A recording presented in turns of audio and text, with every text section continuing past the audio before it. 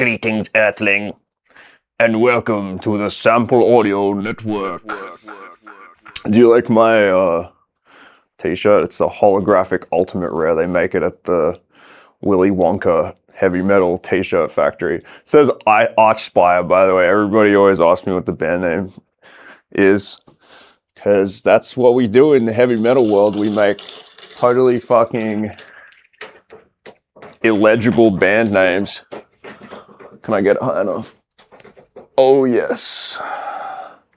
So, conjuration magic, that's what we do here on the Sample Audio Network. So I got some notes here. We're making this video because I have been teaching guitar for a while now, and I get this issue over and over again with my students. They come to me, they're gung-ho, and they say, how long a day should I practice, right? And I guess they're hoping I'm gonna say 15 minutes or something, but I've got the student and she wants to practice for 5 hours a day, right? And the way I think about this now is like a tax lawyer who's trying to get as much of a tax write-off as possible. And I think that's how you should think of it too as a musician. Okay, so I want you to realize now we talk about tax right off the bat here on the Sample Audio Network. You've got tax evasion, which is a crime and you should never do it. Okay, don't you even think about doing it, and I would never do that in my small business. But then you've got tax avoidance, which is where you do as many tax write-offs as you can on a technicality, okay? Like if I really wanted to, I could try and push my luck and write off this green screen here, this blue sky, I should say, that I purchased from Amazon, because I'm using it for my business, right? And you could say, they call that aggressive tax avoidance. You could say, you're pushing your luck with that, pal. And if the ATO comes a knocking and tries to audit you, you know, are you going to stand by this blue sky that you purchased from Amazon? I don't say maybe. But as a musician, there is no ATO, okay? It's between you and God, or it's between you and yourself, whatever, right? It's between you and whoever you've made this deal with, that now you need to do however many hours of practice a day, or you're not a real fucking musician and you should just quit and, you know, throw your hat on the ground or whatever else, okay? So that's the question of this video is, if you're gonna practice for however long a day, the question is, what counts as music practice, right? Because a lot of people, they write themselves into this corner where they're like, oh yeah, I should just play, like I gotta just play scales, or like just the most miserable shit, just sitting alone, craned over some instrument. And like, yes, all of that is good, right? But I can practice scales for maybe 10 minutes a day. If I'm trying to practice for hours a day, I can't do it with scales, right? And really how most people get motivated to practice hours a day is either because they feel they need parental approval, or they've come to believe the only way they're ever going to get laid is to do however many hours of practice that they can get good enough, right? They don't even think in terms of hours. They're just like, they just desperately want to get good at the instrument for some reason. But most people, hopefully like you and me, are closed off to that now, okay? We're not under the impression it's going to give us parental approval. We're not under the impression it's going to get us laid. We're trying to just enjoy the music for the music's sake, okay? Now, I know how dicey that claim is. But what counts as music practice? I want us to think of it in terms of, does it make you a better musician or not, okay? That's how we're going to approach this problem. And once you start to see it in this way, I want you to realize that you're spending more hours a day practicing than you maybe think, Okay, but the takeaway, if you just get bored of all of this right now, is what you should be doing is diversifying your practice as much as possible, rather than pretending that you're a monomaniac who can practice the A mixolydian scale for 8 hours a day when you just don't have the wherewithal to do that, right? You're not a practicing robot, you're a human being, and you have to remain motivated and you have to enjoy what you're doing, okay? So, I'm just gonna go through a list of some things that I think count and there'll be varying levels of contention here, all right? There will be various people may agree or disagree, and I welcome you to do that in the comments below, right? Engage with this. I'll read them all here at the Sample Audio Network.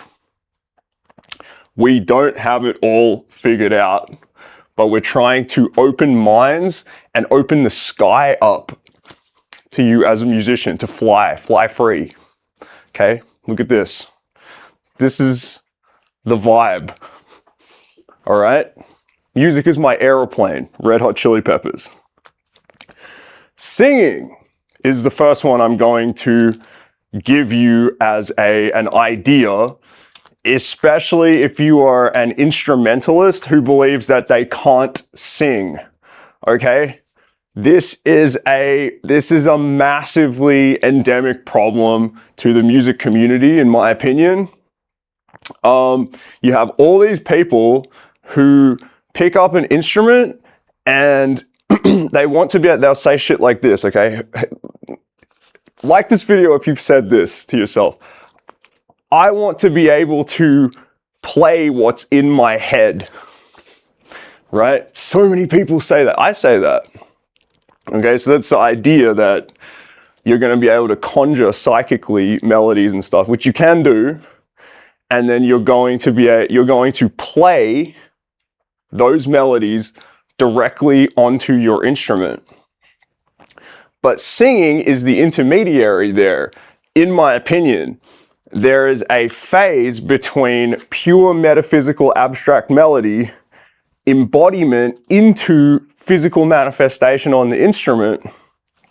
And so many people will just end up playing their instruments like robots, not engaging at that level, and you can fix that with singing. The other thing about singing that is incredible is that most people can do it right off the bat in terms of hitting pitches. They won't hit the pitches perfectly and they won't have a tone or timbre that they want early on. However, what hitting the pitches allows you to realize is that this, dream that seems to be turning into nothing more than a fantasy as you've played your instrument for years of, I want to be able to put what's in my head into the instrument. You can put what's in your head into your voice, and then you can start asking yourself, how am I doing that, right? And that's apperception. If you can figure out how to actually audiate, create the melody through your voice, and then introspect enough to realize how you're doing that, and then start to apply that on the instrument, guess what? Now you're going to understand why you're supposed to be practicing scales, right? Scales are the key to doing that on any given instrument. But if you just practice the scale without that, then the scale seems pointless, right? And even if you're a conscientious person, doing something that seems pointless is just not sustainable. You have to see the point in everything that you're doing. And the point with music is not just to do some specific thing, it's to be a better musician and to experience the joy of music. It's a joyful thing, right? So, singing, big one. Let's go a slightly more contentious one. Dancing. For all the people who say, oh, I can't sing, now like the video again if you say that you can't dance. Okay, I sure as shit think I can't dance right now, but I'm learning to sing, and now I'm pretty damn sure that I can learn to dance as well. It's a skill. And it's granted, it's a skill that some people have a preternatural talent for. However, just because you don't necessarily have that talent or that background does not mean you can't do it. You can train to do it, and you can do it in baby steps, and it's incredibly important that when you're in that baby steps phase, you don't shame yourself out of doing it, just like probably someone did to you when you were young, right? Like singing is a classic example. Some choir master who took themselves too seriously, or some, uncle at a barbecue who didn't realize how much psychic damage they were going to do, probably because they're continuing the cycle of abuse. They said, oh, don't quit your day job, or, don't sing so loud or whatever. Or, you're dancing like an idiot. You look dumb right now. And you kind of, and you internalize that, and you made yourself smaller as a consequence of that. But that's not irreversible, okay? So it counts. It actually counts as music practice. If you want to practice for 5 hours a day and you have done 20 minutes of scales and you're bored shitless, sing something. And if you're too scared or too whatever to sing something, go somewhere where no one can hear you, okay? And if you're too scared to dance, again, break it down into its simplest possible steps. Realize there's going to be a YouTube video that can help you. Basic dance steps. There are things you can do that are unambiguous, okay? And if you do that, and you do that in privacy where no one's going to judge you or shame you, that counts as music practice, okay? That 1,000,000% counts as music practice, even if you're just trying to learn the guitar or the piano or whatever. I guarantee you it will make you a better musician. Why? Because of embodiment. I'm going to say it again. This is something when I'm teaching my students that I see all the fucking time. It's why I insist on a metronome, and it's why I insist that people know how things go before they start trying to play them on the guitar, and they need to know how they go relative to a beat, right? 1, 2, 3, 4, right? If you don't know how the tune works around that beat, you're not going to be able to play the tune. And similarly, you're not going to be able to embody the beat enough to play in time. So dancing is one of these things, 1 and 2 and 3 and 4, and humans can do this, okay? Most other primates can't do this mysteriously. Birds have this capacity for rhythm. It's basically baked into our nervous system. And as we're getting, a more and more sophisticated view of our cognition and our neuropsychology, I'm sure everyone's heard about, the gut brain and all this. Surprise, surprise, our whole body is like a brain. The whole nervous system has latent CPU, if you like. And the more you can embody the rhythm, the less of a problem tracking the beat becomes for you. And most people who are, for example, that don't like the sound of the metronome, you can fix that by internalizing the metronome so that it's a part of you, right? So that it is actually something that you have embodied, and you actually need to do that with your singing voice as well, okay? Because now we're going to get to the next part, recording yourself, okay? This is another one where if you're just going, if you just have picked up the guitar and you're having this monomaniacal mentality, I'm looking over at my Les Paul right now and you're going, I just need to learn this guitar and I need to learn this instrument. You're missing a lot of stuff that you're actually going to run headlong into. And the scary thing about that is that your subconscious knows that. What I mean by that is have you ever heard that expression, the journey of 1,000 miles starts with a single step? Sometimes we try and take a single step and there's so much resistance to that. And we think, why is there so much resistance? I'm just taking a single step. It's not that hard. Well, it's because our subconscious knows that it's a journey of 1,000 miles. So if we don't feel that subconsciously that we're ready for that journey of 1,000 miles, well, guess what? Taking that one step has all of this resistance, and because it's subconscious, we're not consciously aware of it. So all we feel is like a force field, is like an invisible wall, if you ever play like a video game with invisible walls, right? So recording yourself is one of these moments where you're going to realize, oh, there's something more to this.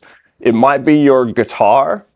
You might record your guitar, and you might find that as you're recording yourself, you start to tense up. You start to lose what you thought you had. Or even scarier, you play the piece, or you play whatever you're trying to play, you think really well or even perfectly, and you watch it back and you kind of suck, okay? And I'm not going to sugarcoat it. You probably do. If you hear that, then you still have a long way to go. But you can see that. It allows you to see that. And is that music practice? Does that make you a better or worse musician? It makes you a much better musician, okay? So many musicians are stuck in this, and maybe I am. There are many people who are, okay? So they think they're good and they're not, all right? That sounds rough. It's, music's subjective, whatever, yes. But there are many people who hit a plateau where they actually genuinely believe that they are good and they're actually observably not. And this is something that if you can watch yourself back as a musician and you can say to yourself, that sucks. That's a superpower, okay? Because it means you have taste. You know what good and bad musicianship looks like, and you're observing that in yourself, and that means you can get better. And most musicians don't have that. Most musicians do not have that introspection, but you won't get it any other way than recording yourself. Now, going back to the singing for a second, singing is a double whammy here. Singing is even more brutal, because not only is there I think I sound good and I actually don't, but there's also a psychological phenomenon going on where you actually hate the way that your voice sounds because you're so unaccustomed to it, because it's so jarring with your self-image. So even if you have a beautiful voice, and almost everyone does really have a beautiful voice in there somewhere, right? There's so many layers to that. But the point I'm trying to make there is that people don't actually have the introspection, in some sense, to realize that their voice is good the way it actually sounds versus the way they think it sounds. So you'll listen to your voice played back and you'll go, oh, is that what I sound like? And the answer is yes. And that will give you deep feelings of confusion, discomfort, and often, feelings of wanting to not ever have that experience of ever having to listen to your voice again. But the good news is, because I've gone through this, eventually you might always find it slightly odd listening back, especially to your speaking voice versus your singing voice, but it's just exposure therapy. Eventually you'll be able to listen to your voice back and go, that's my voice, that's what I actually sound like. I know that's what I actually sound like. And that disconnect between what you hear when you're speaking versus what you hear when it's played back narrows, right? So, recording yourself doing basically anything, playing guitar, playing drums, singing, dancing, or speaking like I'm doing here, okay? Journey of 1,000 miles starts with a single step. I'm trying to bring you up to speed with what your subconscious already knows, which is that there's going to be hard parts here, but I'm putting all of this on the table for you so that you can realize 5 hours of practice a day can be spread very broadly, okay? Very broadly. So and with value too. You know, if you're a guitar player, all of this will help you massively. Many guitar players are, you know, spend their whole life looking for a vocalist or whatever because they think they can't sing. They give up, they whatever. Let's go to the next point.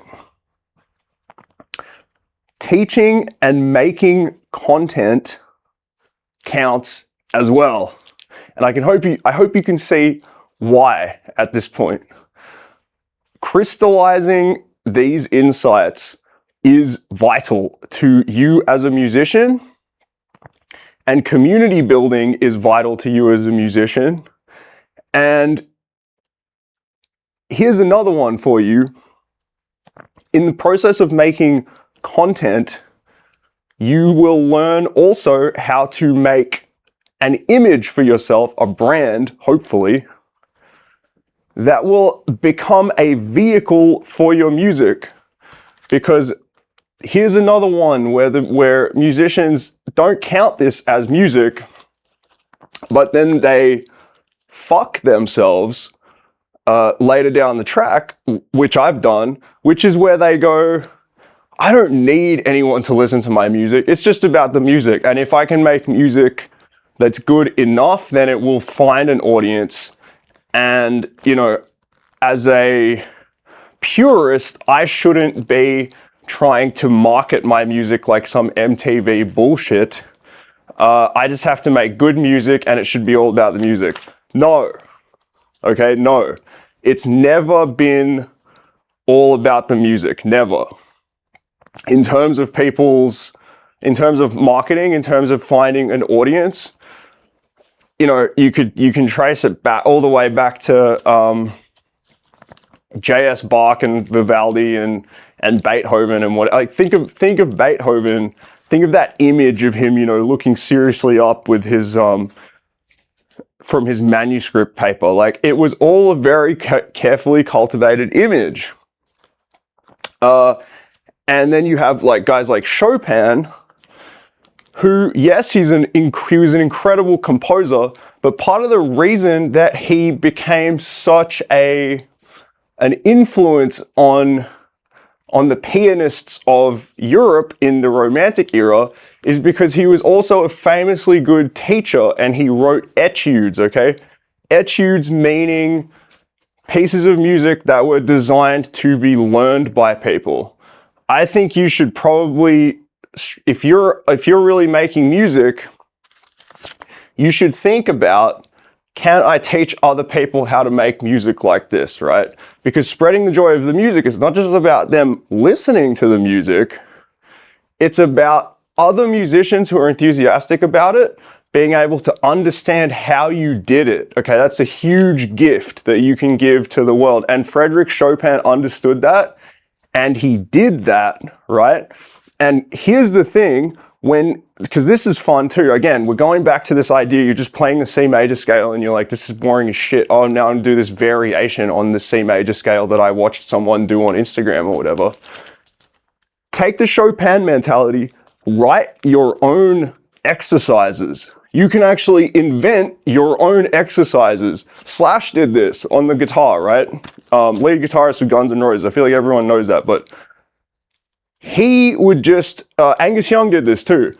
They would just make up exercises, or they would take exercises that they'd found and they would do variations on them. And sometimes, just by trying to create practice material for themselves, they would write fantastic music, okay? Thunderstruck by AC/DC is an example of that, right? You'll hear that at the start. You'll be like, oh yeah, it's like an exercise. It literally is, right? And that's why guitar teachers teach that to this day. It's because it's not just a good piece of music, it's a good thing to learn, okay? So, make content, realize what that means, embrace the ugliness, the ugly feelings that you maybe have, and reframe it as an act of service, okay? Because that's what it is, right? That's the only reason I'm doing this. I'm never gonna make the money back on this fucking green screen with this video. This is like just for you at this point, right? Okay, So now we're going to get to the crux of it with learning songs, okay? Learning songs is how you learn an instrument, in my opinion. This is always what I've done when I've actually gotten better. I have tried to learn a song that is beyond my ability, and it has taught me so much, okay? The risk with this, which is a real risk, is that the song is simply too far beyond your abilities and you just won't be able to play it at all for months or years, right? You'll run into a part in it that is just simply too hard. But I believe this is miles better than sitting there grinding through stuff you already know like the back of your hand, or even just like exercises where you're just trying to speed the BPM up a little bit. You know, that's all well and good, but all of that exists within songs, right? All of those like sequencing things where you're like, oh, I have to do this really oddly specific thing. Songs will just throw that at you, and they'll just throw that out at you en masse. And I'll just say this quickly, when you're learning the songs, slow them down, okay? But this absolutely counts as music practice, okay? This is not a contentious issue.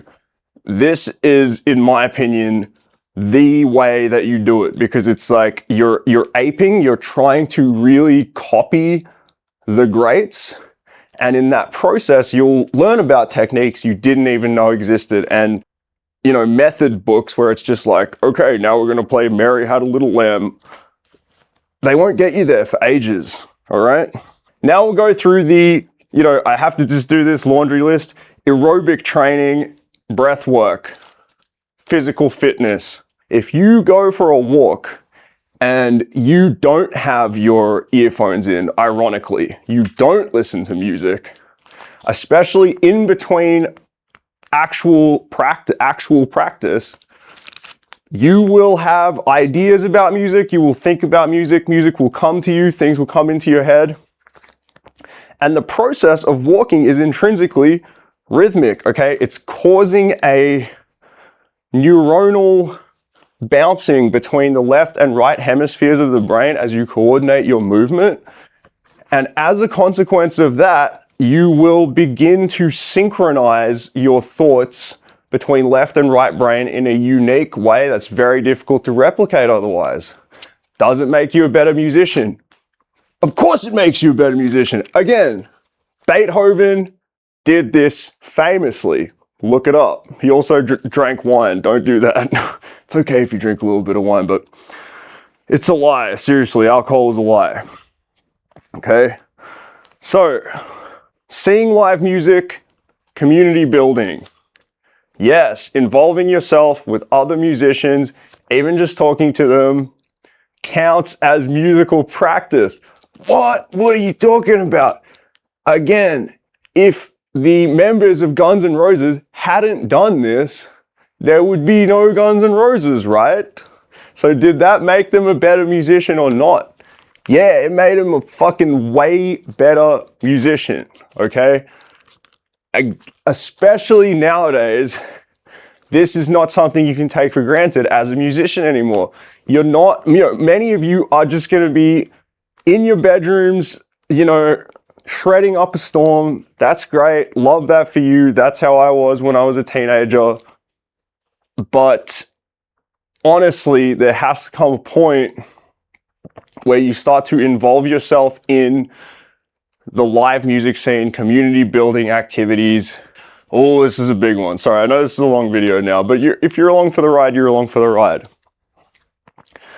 Making and respecting the space, meditation and confronting stillness. Okay, I've got this nice room here.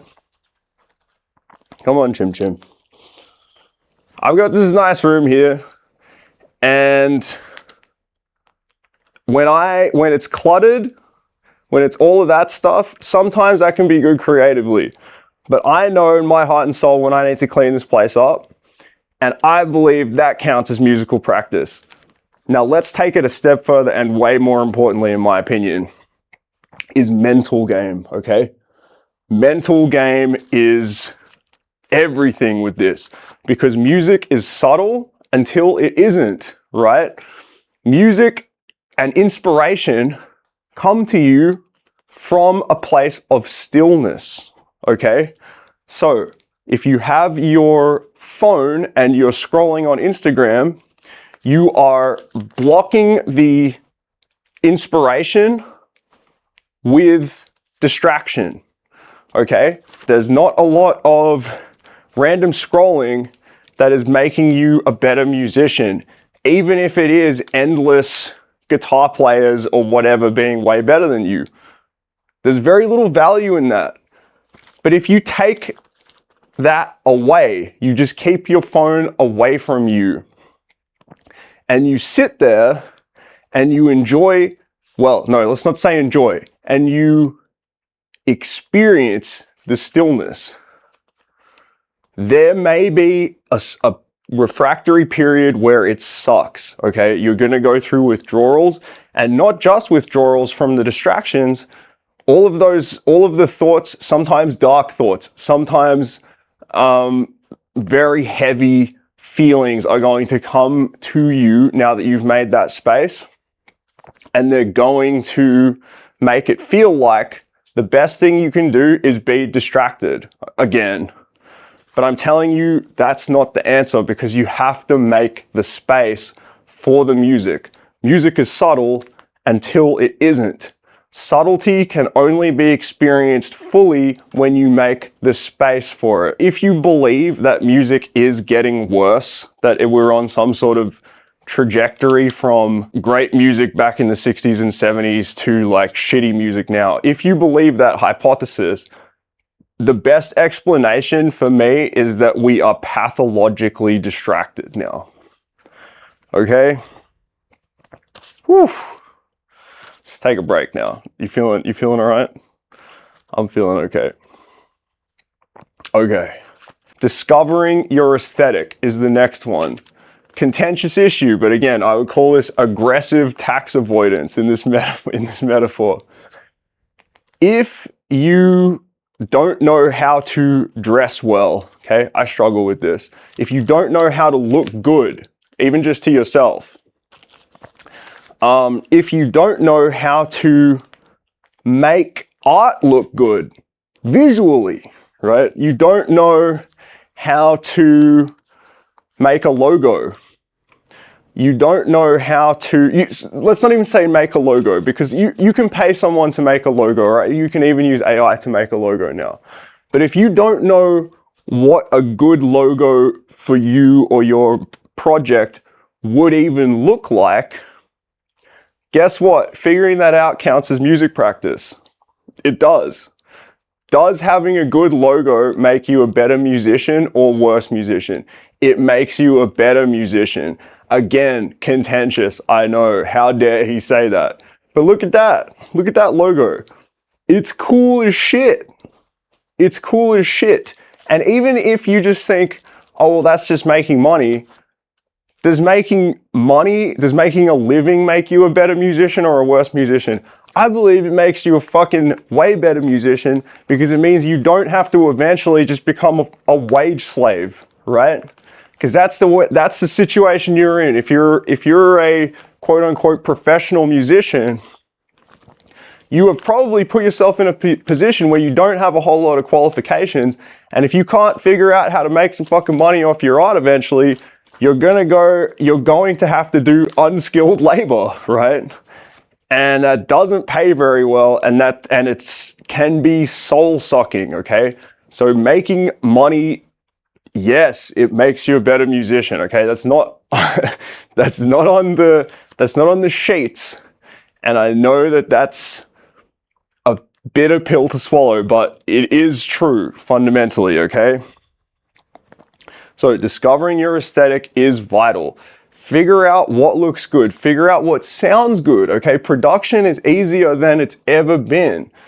If you are an instrumentalist, part of that now, in my opinion, should be making your recordings sound good and figuring out what sounds good to you, right? So this is sort of like active listening as well. If you actively listen to music and what you think sounds good about it and try to replicate it, I count that, okay? I personally, and this is strange because I've put so many things, I personally don't count passively listening to music as music practice. You could listen to 10 songs in a row that you don't really have strong feelings about, and they might not really move the needle for you musically. But if you're searching out new music, sitting there intently listening to a new album, listening to a new artist, listening to something you've heard before, specifically trying to gain something from it, gain an insight from it, then that counts, okay? And I count that as discovering your aesthetic. Even watching a film that you think looks really fucking cool. I'll gloss over this one, but it definitely counts. Listening and reading musicians you respect and hearing what they have to say about music and life. Autobiographies are great. Slash, again, dude taught me the value of mailing lists. I'd heard 100 YouTube gurus talk about mailing lists. If you're a band that no one knows and you go to a gig, right? And people see you and they like you, if you, after that show, everyone who comes up to your merch stand or whatever, you get their email address or their phone number, and you tell all the people on that list that you're going to be, that they should be at your next gig, you're going to have a better turnout at your next gig, right? That's the truth. I wouldn't have had that unless I read Slash's autobiography. I wouldn't have fully understood how fucked labels are if I hadn't read all these autobiographies. So now we finally get to all this theoretical stuff, and I'm putting this in building and discovering systems and technologies that make it easier for you to practice, perform, and understand music. If you're playing a scale and you don't know why you're doing it, just stop. Just stop. If it's not filling you with joy, it's not leading you to a greater insight, it's not making you feel like you're actually better on the instrument, put it aside for now. It's okay to want to have a better system. It's okay to build a better system. How should I practice for this many hours a day? Well, do you know exactly what you're going to do in those hours? No. Probably not. You probably don't know exactly what you're going to do. How could you know exactly what you're going to do? Well, is there a system? If no, could you build the system? Would building the system then count as making you a better musician? And it would. It is music practice. Time management is a form of music practice, okay? So let's go back. You've got, let's say the hypothetical now, okay? You're at the end of this Christ knows how long video. It's probably 40 minutes long or something, and you're like, I don't know, did that count? Yes. If you really paid attention, this is counted as music practice for you, okay? I officially say it as a guitar teacher. And my student, it sure as shit counts, all right? Now you've got 4 hours to go. Have you tried singing? Have you tried dancing? Have you tried recording yourself? I'm not trying to overwhelm you. Do any one of these and do them as well as you can and just accept that you did good. Recording yourself, teaching or making content, even just teaching your cat or your dog, making exercises for yourself. If you can see things that you could potentially do with a scale that you're practicing and you're bored of the scale, invent something new. It'll teach you how to use tablature software, right? Guitar Pro is great for this. And it'll take time, and you'll look at it and you go, oh man, this is gonna take me ages. Yeah, it's gonna take you ages, but you need to kill fucking 5 hours, right? So things that are gonna take you ages are ideal. Learning songs. Learn a fucking song, try to learn a song, use it in conjunction with the recording yourself thing to realize that you kind of suck. And don't be ashamed of that, okay? Understand the mission. If the mission is to get better at music as quickly as you can, these are This is gold, okay? Repairing, servicing, learning about your instrument. Look at what your amp can do. Look at what your instrument can do. Understand it better, especially if you don't want to, especially if you need a little break. Just look at that and you might find something new you can actually do. Aerobic training, fitness, breath work, all of that jazz, especially walking, counts. It absolutely counts, because people who don't do it will gradually, their bodies and their minds and their souls will disintegrate. So it counts. I know that's the most contentious one. If the little lawyer in your head says exercising doesn't count, fine, but then you got to ask yourself, are you in good shape? Because if you're not, that lawyer is not your friend. If you're in good shape and you think exercise doesn't count, all right, fair play to you, right? Making and respecting the space, meditation and confronting stillness. Holy shit, this is the one. You should get double points for this, okay? But you will not get double points for this. It'll hit you harder than everything else. It's the thing that's going to fuck you up. It's the thing where the demons come in. This is the thing, again, it's between you and God, right? And I'll give you a little tip here. It's going to put you into the void, and God is in the void, but if you refuse to look for him, he's not going to turn up, okay? So then it's just going to be you in the void, but you can still make peace with that, and there's so much inspiration because you're literally at that point tuning into the purest musical frequencies. When things beam out, right? I know it's very metaphysical, airy-fairy stuff, but this is real. If you really want to write music, you basically have to do this. You basically have to confront stillness and make space for it, okay? All right, discovering your aesthetic. Watch a movie, not to be distracted, not to be titillated, not to follow someone else's fucking storyline and lose track of your own storyline. You know, just be like, fuck, this anime looks so cool. And then start to think, how could I do that? Or what do I love about that specifically that I could bring a visual artist, that I could bring a collaborator and say, man, I love this. And it's not just in general, I love this specific thing, right? That'll make you loads better. Listening or reading to musicians you respect, okay? Read a book, read a music history book, okay, a podcast, whatever. Like my inner lawyer wouldn't count that, but if your inner lawyer does, or accountant, then take it, right? Take it. And building and discovering systems and technologies that make it easier for you to practice, perform, and understand music. What I didn't say is learning a different instrument counts. I already said that with singing. If you're a guitar player and guitar just makes you want to fucking throw up right now, then go and play the djembe. Go and play the piano for a little bit, even just a little whatever keyboard, or learn a digital audio workstation, okay? Here at the Sample Audio Network, I'm going to be using Ableton to show you these things, to show you digital audio workstations and what they can do. Oh! Okay, change your fucking life. But anybody, and I mean anybody, can switch tracks to a different system or technology. Not even switch. You can agglomerate more into your arsenal and become a better musician. Okay, so that's it. Lecture over, right?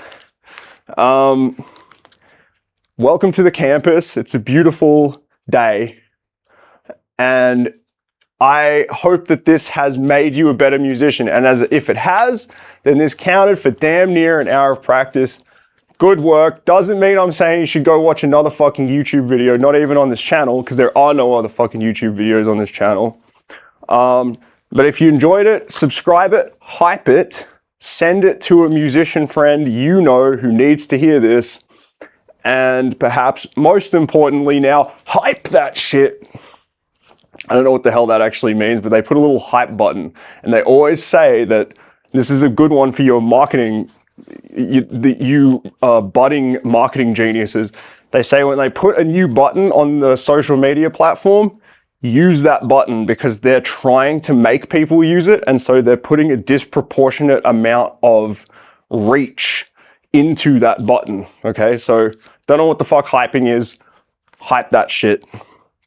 Thank you very much for your attention in this attention economy. Now I want you to take that attention and redirect it to your music, so your music can receive whatever this mysterious metaphysical currency is in this attention economy. Your music gets paid that instead, okay? Because that's what you're gonna need if you're gonna make it just like me. I have another channel called 21st Century Loser where I talk about more generic shit, but this is my music channel. Make yourself at home, and I hope to see you on the next one.